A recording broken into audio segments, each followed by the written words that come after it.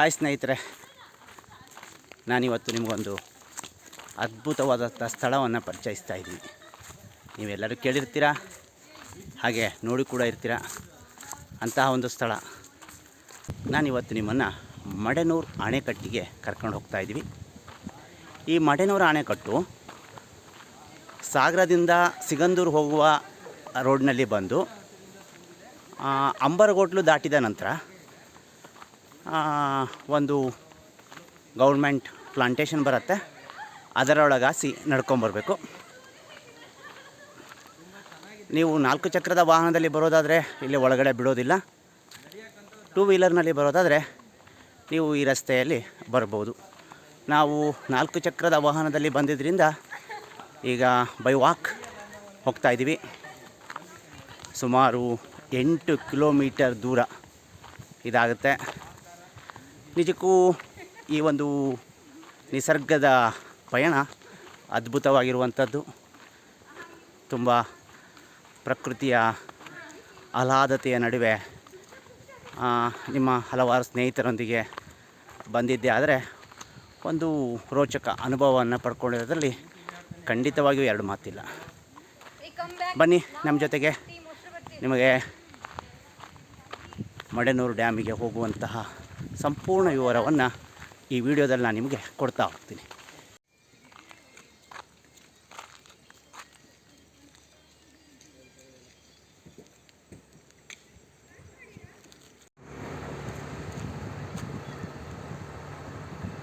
ನೋಡಿ ಸ್ನೇಹಿತರೆ, ನಾವು ಮನೆಯ ಇಷ್ಟು ಜನ ಮಡೆನೂರು ಡ್ಯಾಮಿಗೆ ಹೋಗ್ತಾ ಇದ್ದೀವಿ. ತುಂಬ ಕಷ್ಟಪಟ್ಟು ನಮ್ಮ ಪ್ರಯಾಣ ಸಾಗ್ತಾ ಇದೆ.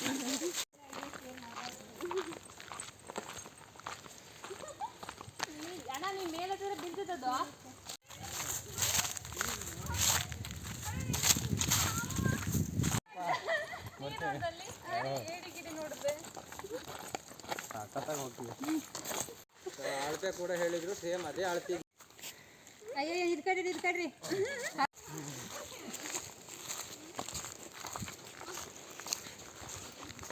ಸ್ನೇಹಿತರೆ, ಅಂತೂ ಇಂತೂ ಕೊನೆಗೂ ನಾವು ಮಡೆನೂರು ಅಣೆಕಟ್ಟನ್ನು ತಲುಪ್ತಾ ಇದ್ದೀವಿ.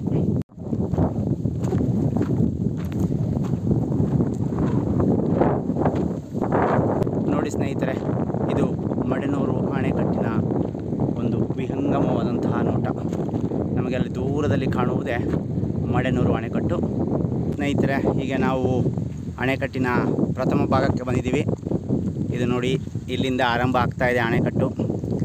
ಈ ಅಣೆಕಟ್ಟು ಈಗ ನಿರ್ಮಾಣವಾಗುತ್ತಿರುವ ಸಿಗಂದೂರು ಸೇತುವೆಯಿಂದ ಕೂಗಳತೆಯ ದೂರದಲ್ಲಿದೆ. ಮಡೆನೂರು ಅಣೆಕಟ್ಟನ್ನು ಹಿರೇಭಾಸ್ಕರ ಅಣೆಕಟ್ಟು ಎಂದು ಸಹ ಕರೆಯುತ್ತಾರೆ. ನಾಲ್ವಡಿ ಕೃಷ್ಣರಾಜ ಒಡೆಯರ್ ಅವರ ಕಾಲಾವಧಿಯಲ್ಲಿ ಸಿವಿಲ್ ಇಂಜಿನಿಯರ್ ಗಣೇಶ್ ಅಯ್ಯರ್ ಅವರ ನೇತೃತ್ವದಲ್ಲಿ ಈ ಅಣೆಕಟ್ಟನ್ನು ನಿರ್ಮಿಸಲಾಯಿತು. 1939ರಿಂದ ಕಟ್ಟಲು ಪ್ರಾರಂಭಿಸಿ 1948ರಲ್ಲಿ ಇದನ್ನು ಲೋಕಾರ್ಪಣೆಗೊಳಿಸಲಾಯಿತು. ಈ ಮೂಲಕ ರಾಜ್ಯದ ವಿದ್ಯುತ್ ಬೇಡಿಕೆಯನ್ನು ಪೂರೈಸಲಾಯಿತು. ಈ ಅಣೆಕಟ್ಟನ್ನು ಸುಣ್ಣ ಮತ್ತು ಬೆಲ್ಲವನ್ನು ಕಾಯಿಸಿ ಕಲ್ಲಿನಿಂದ ನಿರ್ಮಾಣ ಮಾಡಲಾಗಿದೆ. ಇಂತಹ ಒಂದು ಅದ್ಭುತವಾದ ಅಣೆಕಟ್ಟು ಕಾರ್ಯನಿರ್ವಹಿಸಿದ್ದು ಕೇವಲ 16 ವರ್ಷಗಳು ಮಾತ್ರ. 1965ರಲ್ಲಿ ನಿರ್ಮಾಣವಾದ ಲಿಂಗನಮಕ್ಕಿ ಅಣೆಕಟ್ಟಿನಿಂದಾಗಿ ಇದು ಸಂಪೂರ್ಣ ನೀರಿನಲ್ಲಿ ಮುಳುಗಡೆಗೊಂಡಿತು. ಮಳೆಗಾಲದಲ್ಲಿ ಈ ಅಣೆಕಟ್ಟೆಯ ಮೇಲೆ ಸುಮಾರು 40 ಅಡಿಯವರೆಗೆ ನೀರು ನಿಲ್ಲುತ್ತದೆ. ಈ ಅಗೋಚರವಾದ ಅಣೆಕಟ್ಟು ಕಾಣಸಿಗುವುದು ನಮಗೆ ಮಳೆಗಾಲ ಕಡಿಮೆಯಾದ ವರ್ಷದಲ್ಲಿ ಮಾತ್ರ. ಪ್ರವಾಸಿಗರಿಗೆ ಇದೊಂದು ಅದ್ಭುತ ಅಣೆಕಟ್ಟು. ಆದರೆ ಇಲ್ಲಿ ಹುಟ್ಟಿ ಬೆಳೆದು ಮುಳುಗಡೆ ಹೊಂದಿದವರಿಗೆ ಮಾತ್ರ ನೋವಿನ ಸಂಗತಿಯಾಗಿದೆ. ಅಪರೂಪಕ್ಕೆ ಒಮ್ಮೆ ಕಾಣಸಿಗುವ ಈ ಅಣೆಕಟ್ಟೆಗೆ ಸಾಧ್ಯವಾದರೆ ನೀವು ಸಹ ಒಮ್ಮೆ ಭೇಟಿ ನೀಡಿ. ಕಾಡು ಪ್ರಾಣಿಗಳು ಹೆಚ್ಚಾಗಿದೆ, ಎಚ್ಚರಿಕೆಯಿಂದಿರಿ.